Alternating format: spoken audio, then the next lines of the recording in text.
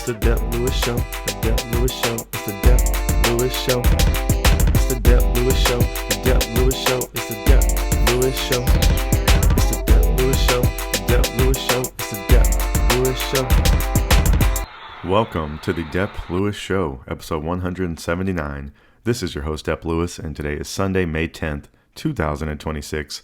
A great day for a podcast about video games and more. I hope you're doing great out there in the world, wherever and whenever you're listening to this. Thank you so much for being here. The first order of business is to ask you to follow Dep Lewis Show everywhere. Full episodes of Dep Lewis Show available anywhere you can find a podcast. So find the best place to subscribe and listen weekly. Places like Apple Podcasts, Spotify, Google, YouTube, Amazon Music, and more. YouTube is also a great place to watch replays and games live or check out the videos later. And if you would like to support the show even further than just listening, Patreon.com/Dep Lewis Show is available if you'd like to subscribe monthly. Also, Venmo at Dep Lewis Show is available any day, anytime, for any amount if you would like to support the show. And today's show will have three sections as always. The first section, I'll tell you about what video games I've been playing since I've last talked to you on this microphone. The mid section, which is not mid in quality, it's the mid-dole of the show. That's where I tell you about everything going on around the video game world that you need to know. In the third section, the Miscellaneous Talk section, is a break from all the video game talk, and I normally like to get into the worldwide world of sports and tell you what's going on with all my favorite teams. And there's actually a game going on currently while I'm recording this of one of my favorite teams, the Atlanta Braves, playing the Dodgers. It was still in the first, maybe the second inning. It was still scoreless game, so I'll be catching the end of that after this show today. But we got plenty to get through, as always, and a lot of video game talk, so we're going to start there with the video games. All right. So what have I been playing in this past week? So I've been on a big Pokemon train for the whole year pretty much, and I haven't made a ton of progress in the two games that I've been playing. I've been playing Pokemon LeafGreen since that released recently on the Switch 2, and I've also been playing Pokemon Brilliant Diamond in the last few weeks, ever since I've been getting close to the end of LeafGreen. So I've been pretty much doing the same thing in both of these games right now, is just leveling up. In LeafGreen, I've been leveling up Flareon some more, trying to get Flareon to go up there and compete with Venusaur as my strongest Pokemon, because I do think Flareon is my favorite Pokemon in the game so far. I have Raichu on the experience share, trying to get Raichu and Lapras some more experience before going to the Victory Road. And I've just been biking around the world a bit, really just kind of randomly exploring, enjoying that I can kind of navigate around quickly, and I pretty much feel confident I'm taking on any Pokemon in the open world. I've been trying to find some trainers out in the world I've missed and things like that. So I've really just kind of been exploring around in LeafGreen. So I've been rolling with the same squad. Flareon, Venusaur, Articuno, Mr. Nido, Lapras, and Raichu. And then in Pokemon Brilliant Diamond, I've basically just been leveling up Piplup so far. So I'm still in the first area. I've made it to the first town, but I've just been kind of going back and forth on the few routes I can and looking for Pokemon I haven't caught yet, which I feel like I've caught all the Pokemon in the early area and completed all the trainers. So I probably do need to start making my way towards a gym, but I like having my team pretty strong. I think Shinx is my only other Pokemon that I'm committed to in my party so far, but I've been enjoying the Pokemon. I was riding that Pokemon Brilliant Diamond already. Is kind of living up to the hype of LeafGreen for me.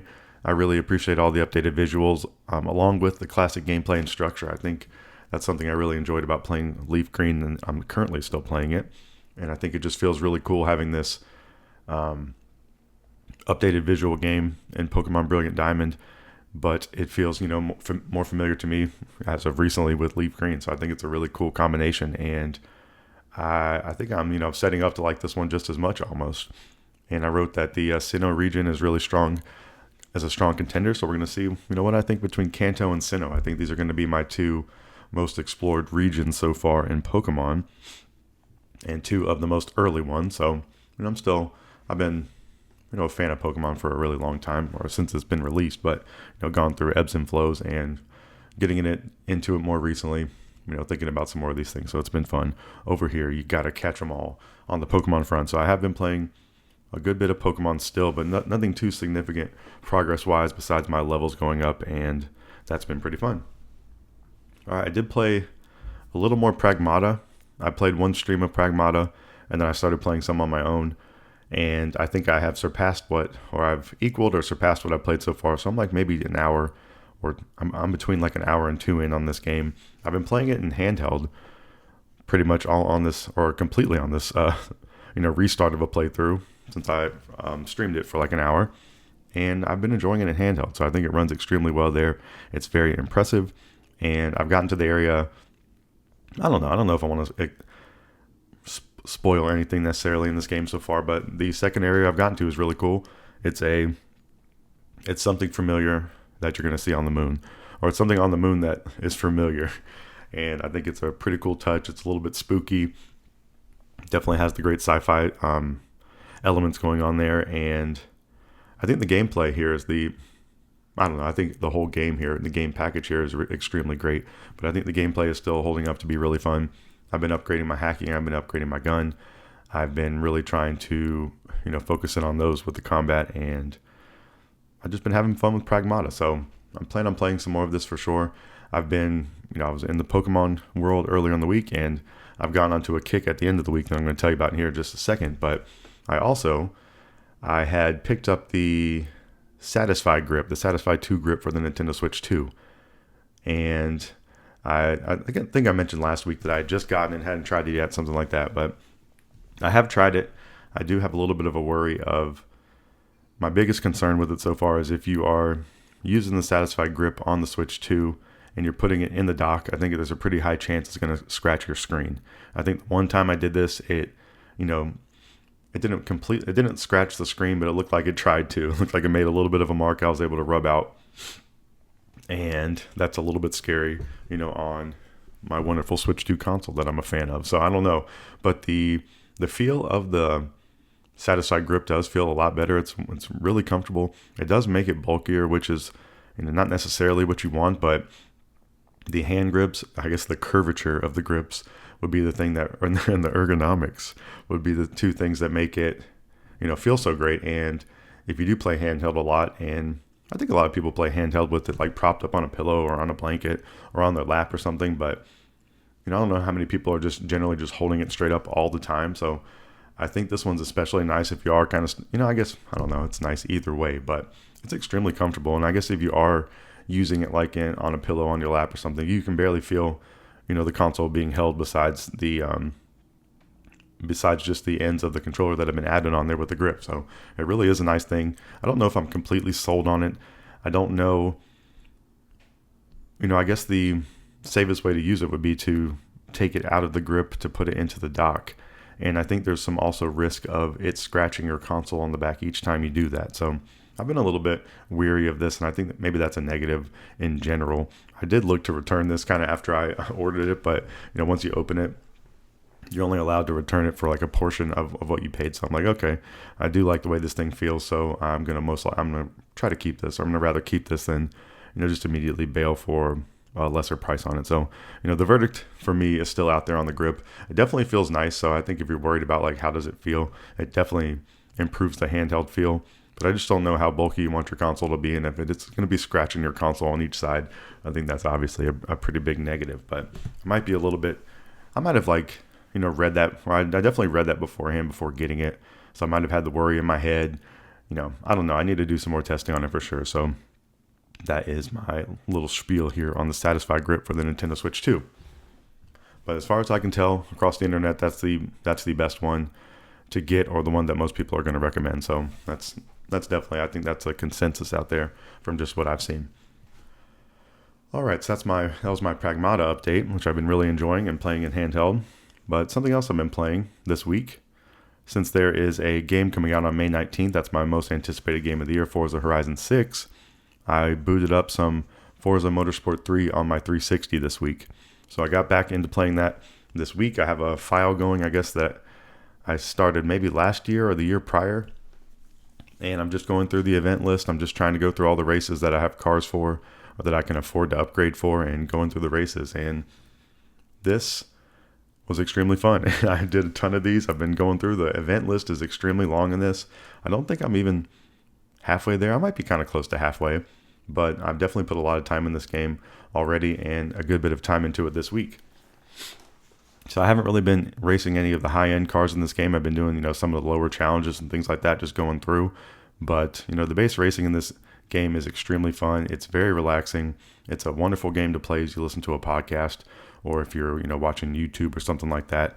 It's fun to play with, even with the sound. There's something, just they do a great job with the music in these games. And it was also one thing that I was, enjoying this week, of being like, hey, this runs extremely well on the 360, and it looks good. It's fun to play, easy to plug in through HDMI, and just, having a great time with the Forza Motorsport 3.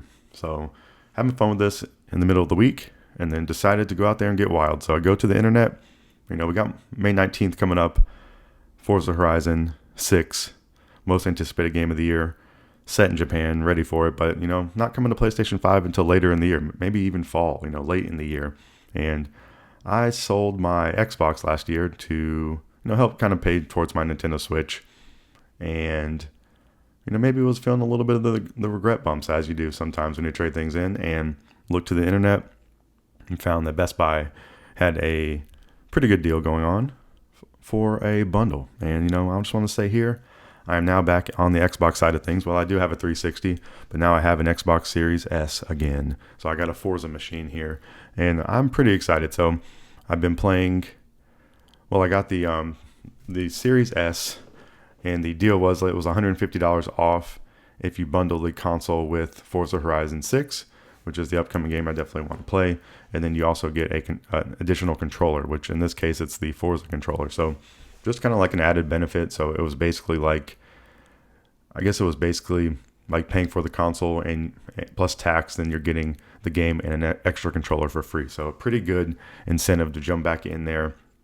And, just after playing on I did debate a little bit of getting back into the Series X, but decided, hey, I don't know how much I need, the highest visuals on these necessarily. I was like, man, I'm enjoying this on the 360, so I really just want to be able to play this game is the main thing.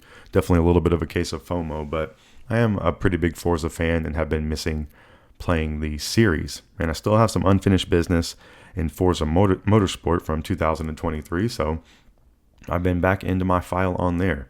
I did go back into with the intention of restarting this file completely, but I don't know if you're able to do so. So one compliment I do and have had for Xbox is they do a really good job of keeping your saves in the cloud. So if you played something even 4 years ago or whatever it may be, they're going to have your save on there, even if you had 7 consoles in between, which I don't think I've had. I definitely haven't had 7, but as someone who does trade things in from time to time, it does happen. And it's really impressive how when you boot your games up, that they do have your save. But this was the one instance where it wasn't completely ideal, but I played a ton of this game back when it released.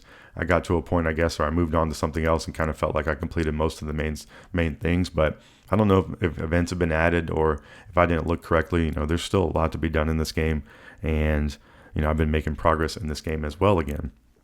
So really on a Forza train. I am fully set up for Forza Horizon 6 on the 19th, which is extremely exciting. It's a Tuesday. It's not this upcoming week, but it's the following Tuesday. And I just have to wait for the digital code. And then they're going to ship me the controller once the release date hits. So I'll be looking forward to that. That'll be pretty nice. And I still had like a battery pack for a rechargeable battery pack for Xbox. So I was able to use that, which is pretty cool. And I'm back over on the Xbox side of things. I wanted to get a Forza machine and something that I could play older games on, I guess. Things like maybe from 360, buy some games on their digital library and use it for if I want to play, basically older games, and Forza is my intention so far with this. So that has been my exciting news of the week, and I guess you're going to probably hear a lot of Forza content on the show in the upcoming weeks and probably for a while. So I'm happy about that, and I'm currently playing 2 Pokemon games and 2 Forza games. So I am really in, as you would say, in my bag of like my bread and butter of what I like playing, and I'm enjoying it a whole lot. All right, so what else do I want to say about my Xbox pickup over here and my Forza playing? I still have a lot to complete in Forza Motorsport 2023. I've been going through the low classes trying to get to the high class series. At some point, I did bump the difficulty up, and I have not been winning races since I've done that. So I don't know how I feel about that. I do enjoy winning in this game, and everything you're doing in this game is pretty fun. You do have to finish like at a certain position to complete the series, but either way, you're gaining experience, and depending on the difficulty you choose, if you are on a harder difficulty, you're earning more credits, and if you are starting in a further back pole position, you can earn some more credits and experience as well too. So there's a little bit of a gamble at the beginning of each race of like how cocky you're feeling about doing this. So when I was winning all the races, I was putting myself in a lower pole position and still winning. But now I've been starting to lose more, and I've just been kind of staying put. So I've been trying to get better, but I've been outside the top 3 a couple times or more recently than I like to be. But either way, it's extremely fun. I guess it's getting me better at racing in the game, which I guess I should be hopefully somewhat good or getting better, and that is the plan. So I bumped the difficulty up. That's not something you'll normally hear me talk about on this podcast. So look at me go over here. All right, so I'm racing around and I'm playing Pokemon. Have been the 2 main things, and a little bit of Pragmata in there as well. So those are all my updates from my video gaming this week. It's been a pretty great week of video gaming, and plan to play a bunch more of these same games in the upcoming week. So that's everything going on with me. It is the year of the front log on the Dep Lewis Show, so that's my theme for the year. I'm not really focusing on creating a list of old games to complete or looking to my backlog. I'm looking towards the future, and I definitely have a more this is the top tier list. This is the S tier of the front log. There's definitely another tier below this that I have omitted and removed from my notes because I'm like, hey, I just want to put the S tier games on here. So I've got this dialed in the last few weeks. So my front log currently is Forza Horizon 6 on May 19th, which comes out on Xbox. I don't know if it comes out on PC simultaneously. I keep either hearing that or not remembering that or forgetting it. My apologies there. And it's coming out on PlayStation 5 later in the year is the word there, but no official word. But Marvel's Wolverine on September 15th is on my front log, and then Grand Theft Auto 6 November 19th is on my front log as well. And it was just last week that it looks like the Grand Theft Auto people are out there putting some positive words that the game is going to release on time, or on this November 19th time, and I'll be there playing Grand Theft Auto 6 for sure. I'm extremely excited about that and looking forward to it on my front log. So that's everything going on with me video game wise this week. That's going to wrap up this first section of the show, and we are going to take a quick break, listen to some music, and come back for the mid section where I talk about everything going on around the video game world that you need to know.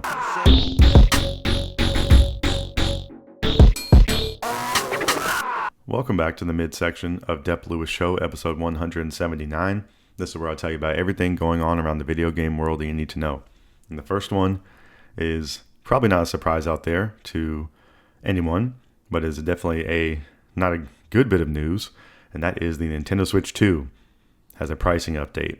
And if you want to guess right now, take a brief moment of which way you think it is going. Ding, ding, ding, ding, ding. You are correct. The price of the Nintendo Switch 2 is increasing. It has been announced, and it's taking place on September 1st. It looks like this is a $50 increase in USDs.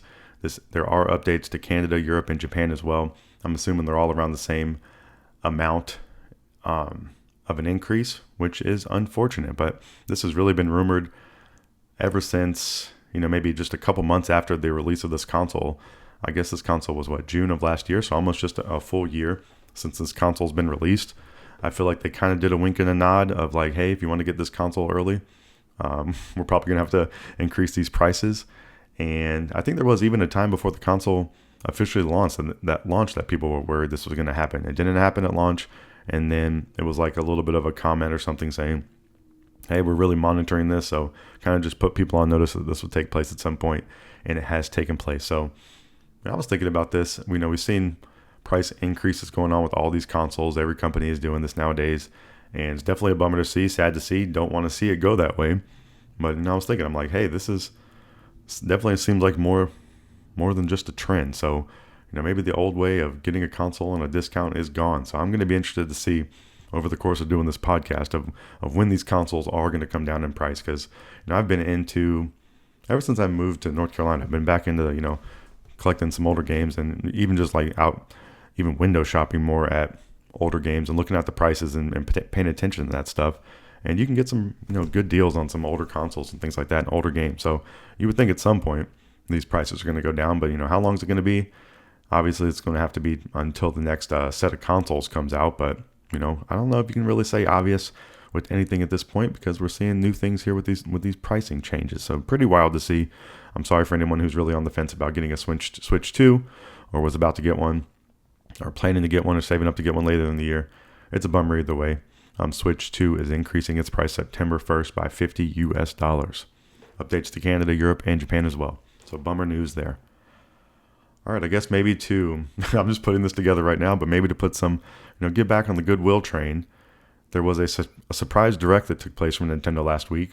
I think people were debating, why would they surprise direct this? And, maybe the exact reason is why I'm saying right now, maybe to balance out some of the news cycle of the price increase, maybe bury it a little bit. And they gave us a Star Fox Direct. And this was something that, I was extremely excited when I heard this was going on, and was catching up on the news and everything like that, and rewatched it. So you can go watch the roughly 15-minute presentation on Nintendo's YouTube right now and get the latest details on Star Fox, launching June 25th on Nintendo Switch 2. Now, taking this aside from the price increase, because it's not fair to Star Fox to maybe compare with like a little corporate manipulation going on here, or timing, or I guess just maybe advantageous timing to them. But either way, Star Fox doesn't deserve that. Star Fox 64 is a really, really great game. It's one of my favorites from back in the day. I've played Star Fox 64 kind of recently, and I still think it holds up. So that's my take on Star Fox. I haven't really played Star Fox Adventures. I haven't really played Assault. I don't think I played the one on the 3DS or any of the other ones that I can think of. But Star Fox is an extremely cool character, and a new Star Fox game has been announced. It's just called Star Fox. So this was a surprise announcement. Took place on May 6th. The digital version of Star Fox is going to be $49.99 US. It's a cinematic take on the Star Fox 64 story. It's featuring new fully voiced dialogue, an epic orchestral soundtrack, and a complete visual overhaul for the Nintendo Switch 2 system. So this one is a Switch 2 exclusive, and in this you can blast off on a high-octane adventure. Step into the cockpit and fly across the stars and skies with Fox McCloud and the Star Fox team. With the Lilat system under attack by evil scientist Andross, it's up to you and the squad to fend off his forces. So generally this looks pretty cool. I think it's a little bit disappointing that it's kind of like they're calling it a cinematic take on the Star Fox 64 story. I would enjoy definitely a new story, a new era, maybe the same kind of style or setup as this. I think would be cool, but it's just kind of unusual that they won't give a new story in there of any kind. It's not like the thing that I'm going to say, and a lot of people are going to say, hey, you can beat Star Fox in about an hour. The cool part about Star Fox is there's some different branching paths that you can go. There's some different challenge aspects in there and things you can do. So it definitely has great replayability, and that's part of the cool things about Star Fox. But why couldn't they mix it up after all these years of something brand new? I don't think that would be too much of a take to have the same visual style that people are even critiquing this visual style. But I think it looks cool. Maybe it's not as like artistic or creative looking as you might want it, or would maybe be more preferred. It looks a little more, maybe more sterile is kind of or plain is kind of the view. But overall I think it looks good, and I'm assuming it's going to control really great, because that's a big part of the allure of just playing Star Fox is controlling the ship and shooting, and it's just really, really fun. So I'm sure that's going to be kind of 1-to-1 in this game, and I just kind of wish it would have been a little more, maybe taking a little more chances with this. But even thinking about it now, we do see Nintendo taking it a little bit safer, maybe more recently. And I don't know if this is just a case of me becoming older. I don't know if that's the case. I think this is kind of a general trend across some of their games. Like we've seen the Princess Peach game, we have the new Yoshi game coming out. I think some people would argue Super Mario Wonder was not too difficult. There is some difficulty in some of the later levels, but I'm just kind of talking on more of a general scale here,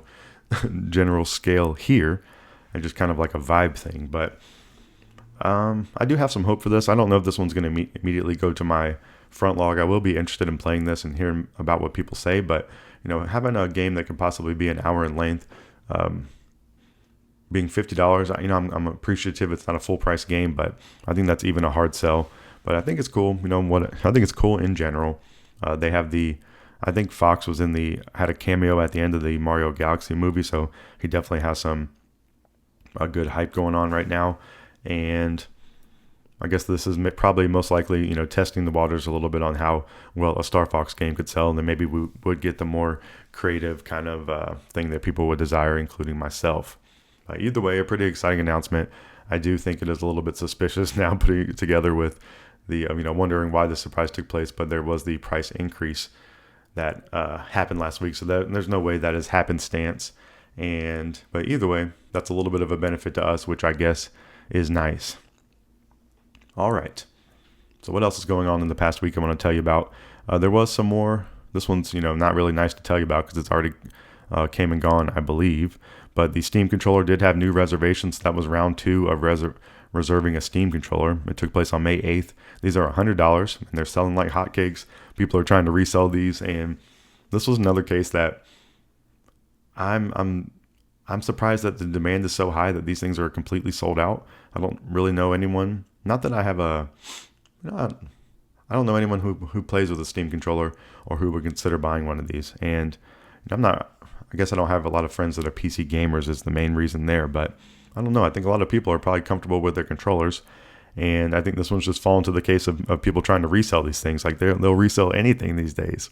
Even if they don't care or intend on using it, they're going to buy it and try to flip it and try to get it to the people that want it. So that's pretty sad in general. But the Steam controller, new reservations have most likely come and gone for round 2. But I just wanted to kind of talk about it, of how, maybe people are really just wanting to get their hands on this thing so drastically and all that. But the Steam controller, you can play your whole Steam library built for Steam and configurable with Steam input. Play all your games however you like or whatever you like. PC, laptop, Steam Deck, Steam Machine, Steam Frame, and more. I guess I'm just thinking that, I hope everything, going in the future, whenever it's going to release, you're not really going to be able to get it for a while. So like everything is going to have like, I don't know if it's false scarcity, or I guess maybe it is false scarcity, or a created scarcity kind of thing of just every single thing that comes out. So like release dates are really not going to be that important in the future, but that's just me complaining. But Steam controller, I'll keep you updated, and I'll keep you updated if I hear any more things about, what people think about it. All right, a really exciting announcement from the week, one I'm very positive on, is a game that has gotten a release date announcement. That is Mina the Hollower. This one got delayed last year. It has a demo out right now that is extremely fun. You should go check it out if you have any interest in that. But Mina the Hollower is going to release on May 29th. So only a couple weeks away if you're listening in real time. It's coming out for all the consoles, PlayStation 5, Xbox Series, Switch 2, 1, and Steam. And the price is going to be $19.99 US. So I think that is pretty perfect. If this game is going to live up to the hype, I think it's going to be in the category of a Spelunky, a Binding of Isaac, a Dead Cells, a Stardew Valley, a Super Meat Boy. There's a lot of these games, Hades, Slay the Spire, all these games that you can, Hollow Knight, Silk Song, all these games that are, $20, $25 and under, that are classic video games, oftentimes indies, and really, really cool creative video games. I think Mina the Hollower looks really cool. I'm very excited about it. It's developed and published by Yacht Club Games. And in this game, you can take control of Mina, a renowned hollower, hurtled into a desperate mission to rescue a cursed island, whip foes, burrow through the ground, like Joe Burrow, and explore a pixel-perfect world in Mina the Hollower, a brand new game from the developers who brought you Shovel Knight. And just please go check that out. If you're looking for a game that's not a full-price game, that looks like it is going to be extremely fun. It looks like, it has some challenging combat, but has a really, really nice and fun flow to it. So please go check out the demo if you haven't heard or thought about trying that for Mina the Hollower. That game's going to release on May 29th. All right, what else do I want to make you aware of going on around the video game world? This next one, I think the hype is building pretty well on this. I think people have even been talking about this game in like the vein of being a Game of the Year contender, and that is a little bit surprising, but hey, it seems like they are doing a good thing over here with Lego Batman Legacy of the Dark Knight. This game is going to release on May 22nd for PlayStation 5, Xbox Series, Switch 2, and Steam. It is $69.99 US, which I was surprised to see. I don't know if Lego games are always, fully priced like that, but maybe that is the price is indicative of the content that we're getting from this game. And I think the hype and the swell of everybody's thoughts on this are saying, hey, it might be really worth that money. In Lego Batman Legacy of the Dark Knight, you can rise at the Dark Knight and experience the essential Batman story in a bold, action-packed adventure with hard-hitting combat, an open-world Gotham City, and the signature Lego charm that fans know and love. Developers TT Games, published by Warner Brothers Interactive. So I just want to kind of put that on your radar. I think I've mentioned that in the last few weeks, but that one is going to come out relatively soon. And everything I've been hearing about it has been extremely positive. So I think that one's going to be a nice surprise for the year. And the Lego reach is definitely strong. So this one could bring in a wide range of gamers. Could see some pretty crazy sales numbers on that. And that one has 3 crowds in it, I guess. It has Lego fans, it has Batman fans, and it has video game fans. So if they're going to hit the trifecta over there, they could be selling 20 million copies or something crazy of Lego Batman Legacy of the Dark Knight, releasing on May 22nd. All right. A game that's available now that I've definitely heard a lot of positive things about. I think this game is only maybe a couple hours in length. I don't know if there's any branching paths or reasons to replay it, but overall I've heard it's a pretty enjoyable experience, and it's called Mixtape. This one released on May 7th. It's $19.99 US dollars. It's available on PlayStation 5, Xbox Series, and Steam. The developer is Beethoven and Dinosaur is their name, so a pretty funny name right there. Publisher is Annapurna Interactive. I think that has a pretty strong track record of publishing some fun video games. And in Mixtape, here's the back of the box talk on Mixtape. En route to their final party together, a perfectly curated playlist draws 3 friends into dreamlike reenactments of their formative memories, experience a variety of narrative vignettes exploring pivotal moments that shape them. Players will immerse themselves in the teenage wasteland by playing through a mixtape of joyful gameplay, from skateboarding and flying to taking photos after hours at an abandoned theme park, hitting baseballs, and putting on a fireworks show from the backseat of a car. It's the greatest hits of the teenage experience, from the first kiss to the last dance. So this one seems like it's probably like pulling on the heartstrings a little bit. It seems very whimsical. It seems, I think some of the people that I've heard playing this say, hey, this is a fun one to play with other people in the room, or maybe passing the controller or something like that. It's like fun to enjoy with other people. The music's in it is really good. You're getting a lot of nostalgia vibes from this.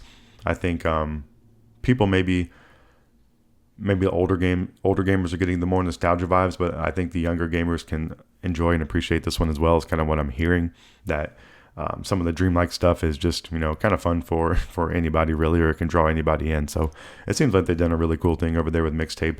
I don't know if this one's particularly my cup of tea. I think this one kind of seems like to me like a Telltale game, kind of in my mind. I did really like those Walking Dead games and like The Wolf Among Us, but this one seems like that, but a shorter experience and more music focused. So a little bit more of just kind of like a, light on the game elements, but, still could be, I think a lot of people call it more of an experience. But either way, I think it looks cool, and it's available now if you're interested in Mixtape. All right. Just a couple more things to tell you about this week. This next one is an upcoming Switch 2 release that's taking place in just 2 days if you're listening in real time. So on May 12th, Indiana Jones and the Great Circle is releasing for Switch 2. This game released on December 2024 for other platforms, and is getting its Switch 2 version, which Switch 2 has been having some great third-party ports, and I think it is a really, really great advantage to the console, and I'm glad that they're taking their time on these third-party ports.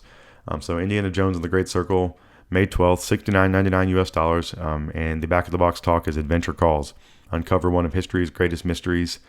I like that. History's greatest mysteries. In Indiana Jones and the Great Circle, a first-person single-player adventure set between the events of Raiders of the Lost Ark and The Last Crusade. The year is 1937. Sinister forces are scouring the globe for the secret to an ancient power connected to the Great Circle, and only one person can stop them, Indiana Jones. You'll become the legendary archaeologist in the cinematic action-adventure game from Machine Games. That's the developer, the award-winning studio behind the recent Wolfenstein series, and executive produced by Hall of Fame game designer Todd Howard. So this game reviewed very well. I did play some of this when it released on Game Pass. I maybe just not then or not now, or maybe in the future I would be not patient enough to play this. This definitely has more of like museum exploratory kind of things going on that really I think you get the value out of the game. and I did some of it. It was pretty fun, but I just fell off it. And I fall off a lot of games, and I don't think that's indicative on the quality of the games. It might just be more of my preference, but I don't really have an affinity for Indiana Jones, really. I think maybe I've seen one of his movies, one of old Indiana's movies, and liked it, but I'm not like a fan from back in the day, so I don't have that grab. But I think if you are a fan of Indiana Jones, especially, this one is extremely cool and something you might want to check out. But I think this could also get in fans of people. This one reminds me of, like, I guess Indiana Jones has other comps, like you can maybe say like Uncharted or Tomb Raider, or I guess even like that movie National Treasure, just like, stuff with history involved and things like that. But cool that it's coming to Switch 2, and I hope it is a good port of the game. And that might be something else I just report on in the future of how it's running. But I haven't really heard anything to that fact. But I feel pretty good these days with most of the third-party releases. It seems like they're really nailing it across the board. So Indiana Jones and the Great Circle releases on May 12th. All right, yeah, this is the next one I want to tell you about. A little bit in the same kind of category, but 007 First Light. That's a game I've talked about in the last few weeks. This one releases on May 27th for PlayStation 5, Xbox Series, and Steam. And the back-of-the-box talk on this game, 007 First Light, earn the number 007. First Light is a thrilling espionage action adventure game from IO Interactive. Follow James Bond as a young, resourceful, and sometimes reckless recruit in MI6's training program and discover an origin story of the world's most famous spy. So the thing about 007 First Light that I want to mention is that the Switch 2 version has been delayed. I don't know if it was delayed in the past week or if I was just catching up on this story, but either way, just want to make you aware, and myself as well, that the Switch 2 version of 007 First Light has been delayed. The IO Interactive CEO, Hakan Abrak, hopefully I pronounced that name somewhat correctly, is running on Switch, has said about this, "It's running on Switch 2. We just want to make sure it's good as it can be. I don't want to hear it wasn't a good version. To be completely honest, we need a bit more time to get it where we want it to be. We said summer. It's probably going to be late summer, but we're going to get it out." And I know I'm probably pronounced Hakan Abrak's, CEO of IO Interactive's, name incorrectly, but I think that is a masterclass on how to put out a good corporate statement right there. I think that says everything you need to say. It doesn't have any flowery, kind of crazy terminology or even like cliche terminology in there. It really just says, hey, I think he even says sorry. No, he says, to be completely honest, we need a bit more time to get it where we want to be. And I think most gamers would accept that. You can be disappointed that it's going to take a little bit longer, but you would rather have the game in a good state. I think 95% of the gamers would rather have the game in a good state or something the developer could be proud of, or not even the argument of not having to go through crunch of trying to get the game out. I think would appreciate that. So I think this is how they should handle this for the most part. I think it is truthful, and I think it also can really, really, what can you say about this? And they're just saying, hey, we need more time. And I think even with these Switch 2 ports, I think if they have to take some more time like this, and then that has to be the normal cadence for how these releases happen, I think that's fine. Because I think it's just really great to have the benefit of having it mobile, having it on handheld, and maybe having you just be dedicated to one platform for the most part. So I think it's a really cool thing that we are getting all of these great cool third-party releases on Switch 2, and I've said that there's probably if there was a counter, it would be a very, very high number of how many times I've probably said that on this show, but I really am thankful for that. All right. And the last bit of video game news I got for you this week is just to remind you about Fable. And this is reminding myself as well, but their social media has been just showing off screenshots. So nothing, too serious of like news or anything to report, but they're showing off screenshots. So it seems like, maybe we are going to get this game in the autumn, or that's what they say, autumn 2026. I'm going to kind of believe this game when I see it. This has been long rumored. It's been a long time since the Fable franchise was relevant and, in front of our face with a new game. So I think we have the right to be skeptical, and I just definitely have been. But it seems like everything's a little bit quiet over there. They're posting screenshots like everything's normal, so maybe we'll take them at face value. And this game is set up to release in autumn of 2026 for PlayStation 5, Xbox Series, and Steam. And in this new, it's just called Fable. So going back to the original title, in this one, you're going to become the hero you want to be in an immersive open world action RPG, where each choice shapes your journey. Reputation is everything, and fairy tale endings are never guaranteed. A developer, Playground Games, which is one of my favorite developers, the Forza developers, and it's published by Xbox Game Studios. So I just want to put that reminder out there. Go check out the new screenshots. They look very nice. This one's like almost like seems too good to be true that we're actually going to get this release, and that's kind of my take on it. But maybe I'm just being a little bit salty over here for Fable, but go check that out.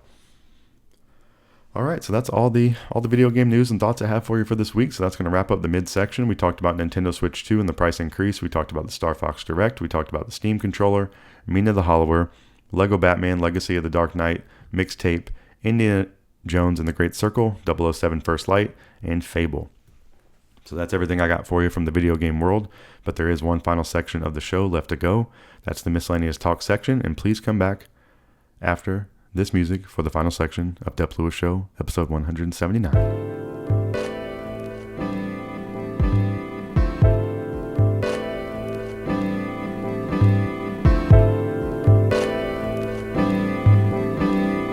Welcome back to the final section of Dep Lewis Show, episode 179. This is the Miscellaneous Talk section where I can talk about anything I want to outside of the video game world. So as always, I want to get into the worldwide world of sports and tell you what's going on with all my favorite teams. The Atlanta Braves, which is my favorite team in the world, is currently playing against the Dodgers. It was 0-0 early on in the game, but I haven't really checked on it since starting this podcast today, so I'm going to go watch the end of that after this. But starting with the NFL, as always, the Carolina Panthers are my favorite team there. It's the offseason for them, so nothing to report, but we are looking forward to the first preseason game, the Hall of Fame game, which is taking place Thursday, August 6th, Panthers at Cardinals in Tom Benson Hall of Fame Stadium in Canton, Ohio. Panthers have been in training camp, or at least some of the rookies have been. Been seeing Chris Brazzell out there playing receiver. He was looking like Robbie Anderson in one picture, but they've been showing a lot of videos of him getting work out there, and I'm excited to see what the new receiver can do for the Panthers. So just go Panthers. Just want to always keep this as a placeholder for them and keep it in case we get some exciting Panthers news. But either way, go Panthers. All right, I'm a halfway fan of the Charlotte Hornets since I've been a North Carolina resident recently, but it's the offseason for them. The NBA playoffs is going on currently, and the draft lottery actually took place today, so that's something to report on the NBA side that affects my favorite teams. And the Hornets officially get the last pick in the draft lottery, 14. So worst of luck to the Hornets on that, but they've had some very good luck in the draft recently. So the NBA draft is taking place on June 23rd, so that is really the next thing to be looking forward to for the Hornets. And then my favorite NBA team, the Atlanta Hawks, who I was hopeful were going to get a top 3 pick in this draft, possibly get the number 1 pick or get the second or third and possibly trade it. Some of the rumor mill stuff was saying, hey, the Hawks are going to be trying to make a move on Jaylen Brown, but not helpful to any of that case. Well, I don't know. I guess it could still be helpful trading a first-round draft pick or a lottery pick, but the Hawks get the 8th pick, so not exactly what you want. I think the Clippers got the first pick. I didn't really even check on that, but the Hawks get the 8th pick in the draft lottery, so a little bit of a bummer there for both of my favorite NBA teams. But the NBA draft is taking place on June 23rd, and that is the next thing I'll really be looking forward to in the NBA. I've been having some fun watching a little bit of the playoffs, and some of those games have been getting pretty good. But go Hawks and go Hornets. All right, moving over to my favorite sport in the universe, one that's currently taking place right now, the Atlanta Braves. Catch you up from last week, but the first thing I want to talk about with the Braves was the passing of legendary Hall of Fame all-time manager Bobby Cox. He passed away, I guess, yesterday, 84 years old, so up there in age, but still sad regardless. And he led the Braves to 14 straight division titles, 5 NL pennants, and a World Series in 1995. His number 6 that he wore was retired following his final season in 2011. He entered the Hall of Fame in 2014 with Maddox and Glavine. So, just rest in peace to Bobby Cox out there, and thoughts and prayers to all his friends and family. And that's just sad all around the board, and especially losing somebody so legendary. He basically was the manager or skipper for me growing up. All throughout my childhood, growing up in the 90s and early 2000s, it was Bobby Cox all the time. The Braves are winning the division every year, eating really, really good as Braves fans. Really, really fun teams. Crime Dog was my favorite player growing up. And then the Braves had, legendary pitchers. Chipper Jones. Chipper Jones was the number 1 pick by Bobby Cox in the draft one year. Just really, really legendary and synonymous with the Braves. for me and many, many others. So, rest in peace out there to the skipper, Bobby Cox, and, tease and peace to all his friends and family. All right. So that's definitely some sad news from the past week, but let's talk about the result on the baseball diamond since I've talked to you last week. So last Sunday at the Rockies, the Braves are playing around 3:10 in the afternoon. So, another late game today. And a lot of late games on Sunday. The Braves are normally like clockwork with their 1 o'clock games, but they've had a lot this year to start that have been late. So maybe the second half of the year is going to be different. We'll have to see. But last Sunday, the Braves won 11-6. And then they had a whole West Coast swing for this past week that's been taking place. So Monday, they were at Seattle. The Braves lost 4-5 out there against Josh Naylor, one of my favorite non-Braves across the league. He's really been getting to a groove for my fantasy team, which has been nice too. Tuesday at Seattle, the Braves won 3-2. Wednesday at Seattle, it was an afternoon game. The Braves lost 1-3. Thursday was an off day for the great Atlanta Braves. And then this weekend, it currently has been a series against the Los Angeles Dodgers, a huge nemesis in the National League and a powerhouse team. And the Braves played them on Friday, and the Braves lost 1-3. But the Braves played them on Saturday last night, and the Braves won 7-2. And KK Strider, Mr. KK Slider, was back pitching. He pitched a phenomenal game. It was extremely fun to watch. He got a couple really, really nice strikeouts on Shohei, which is always impressive, and he pitched late into the game, had really, really great command. I don't even know if those 2 runs were on Strider. He was pitching a pretty clean game for the most part, so, just really, really nice to see, and hopefully a big confidence booster for Strider, who I think that's really just the, besides just being healthy, feeling confident with his health, and then just getting the mental aspect of being back out there and, playing the cat and mouse game and not getting in your head. It's like playing golf, I feel like, out there, probably pitching a lot. Or I guess a lot of these things, can be related to that. You can get in your own head, and it's like a really, really kind of groove thing. And I think he got to get back into a groove here, and I'm excited about that for KK Strider. And then today, the Braves are playing currently against the Dodgers. Started at 4:10, so about an hour ago from real time. Bryce Elder is on the mound for the Braves. He's been doing really great for them this year. And next week, the Braves are off tomorrow, which is nice for them after their long West Coast swing. And they're going to be home the rest of the week in Atlanta. They're going to have 3 against the Cubs. So Dansby Swanson is coming to town. And then they're going to be playing Boston for the weekend. So that is the schedule next week for the Atlanta Braves. And go Braves, and rest in peace to Bobby Cox. All right, so that's everything I got for you for the sports world today. I'm going to go watch the end of the Braves game after putting this podcast out. So we talked about all my favorite teams, the Panthers, the Hornets, the Hawks, and the Braves. And that is everything for the final section. And that's everything for the entire show. So I'd like to reiterate some promotional talk from the beginning. Please follow Dep Lewis Show everywhere. Full episodes of Dep Lewis Show available anywhere you can find a podcast. So find the best place to subscribe and listen weekly. Places like Apple Podcasts, Spotify, Google, YouTube, Amazon Music, and more. YouTube is also a great place to watch me play some games live or check out the videos later. If you would like to support the show even further than just listening, patreon.com/Dep Lewis Show is available if you'd like to subscribe monthly. Also, Venmo at Dep Lewis Show is available any day, anytime, for any amount if you would like to support the show. Thank you so much for listening. I really, really appreciate it. I hope you have a wonderful week out there in the world. If things have been going your way, I hope that continues. If things are not going your way, I hope that changes, and I hope it changes immediately. In the upcoming week, I'm going to be playing some more Pokemon. I'm going to definitely be playing some more Forza, getting ready for Forza Horizon 6 on May 19th. I got to get really dialed in. I said I increased the difficulty. I'm out here trying to race these fools. I'm trying to break some turns. I'm trying to get every edge I can on the track. And I'm going to be working on my game out there on these racetracks in the upcoming week. So that's my main plan. Watch some more baseball. I guess I'm not going to watch any tomorrow. But I got to go watch the end of the Braves game right now. So that is the plan. So have a wonderful week out there in the world. I'll be back next week as always. And I will talk to you then. Goodbye.